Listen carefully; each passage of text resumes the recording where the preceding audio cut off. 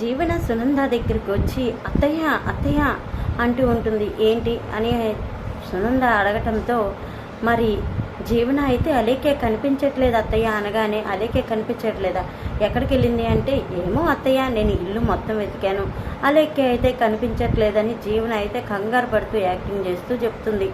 ఇంతలోకి అయితే ఇంకా సునంద అయితే అలేకే ఎక్కడికి పోయింది, ఈ ఆదిత్య ఉన్నాడా అంటే, బావగారు కూడా కనిపించట్లేదు అత్తయ్య, బహుశా బావగారు అలేఖ్యని పెళ్లి చేసుకోవడానికి తీసుకెళ్ళాడేమో అని జీవన అంటూ ఉంటుంది. ఆ మాటకి ఒక్కసారిగా షాక్ అయిపోతుంది ఆనంది.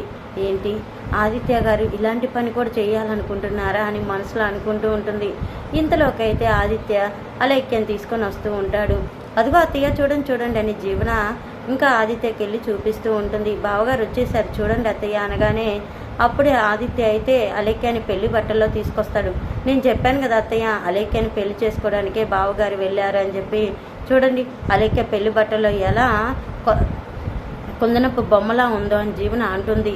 నోరు మూసుకొనుండు అని చెప్పేసి, వీడేంటి అన్నంత పని చేశాడు అని చెప్పేసి సునంద అలాగే చూస్తూ ఉంటుంది. అయితే అలేఖ్య మాత్రం సింధూరం పెట్టుకొని పట్టు చీర కట్టుకొని ఆదిత్య పక్కన నడుస్తూ ఉంటుంది. ఆదిత్య నువ్వు లోపలికి వెళ్ళు అలేఖ్య అని చెప్పేసి అంటూ ఉండగా, ఆనంది ఆదిత్యకి వెళ్ళి చూసి కుమిలిపోతూ బాధపడుతూ అట్లాగే అలేఖ్యకి వెళ్ళి చూస్తూ ఉంటుంది. ఆనంది బాధపడుతూ ఆదిత్యకి వెళ్ళి చూస్తే, ఆదిత్య మాత్రం అలేఖ్య మళ్ళీ తాళి కట్టాడా లేదా అనేది మనం నెక్స్ట్ వీడియోలో చూద్దాం. మరి ఆదిత్య అయితే అలేఖ్యని పెళ్లి బట్టల్లో రెడీ చేసి తీసుకొస్తాడు. మరి ఆదిత్య అలేఖ్యని పెళ్లి చేసుకోబోతున్నాడా లేదా అనేది మనకి నెక్స్ట్ వీడియోలో చూడాల్సిందే. మరి సునంద నిజంగానే పెళ్లి చేసుకుంటే ఒప్పుకుంటుందా, మరి ఆనంది లైఫ్ ఎటు వెళ్ళిపోతుంది, ఇవన్నీ మనకి తెలియాలంటే మనం నెక్స్ట్ వీడియోలో డిస్కషన్ చేసుకుందాం. సో ఫ్రెండ్స్, ఇది ఫ్రెండ్స్ వీడియో మీకు నచ్చితే తప్పకుండా లైక్ చేయండి, సబ్స్క్రైబ్ చేసుకోవడం అస్సలు మర్చిపోకండి. మరొక వీడియోతో మళ్ళీ కలుసుకుంటాను. అంతవరకు బాయ్ ఫ్రెండ్స్, టేక్ కేర్.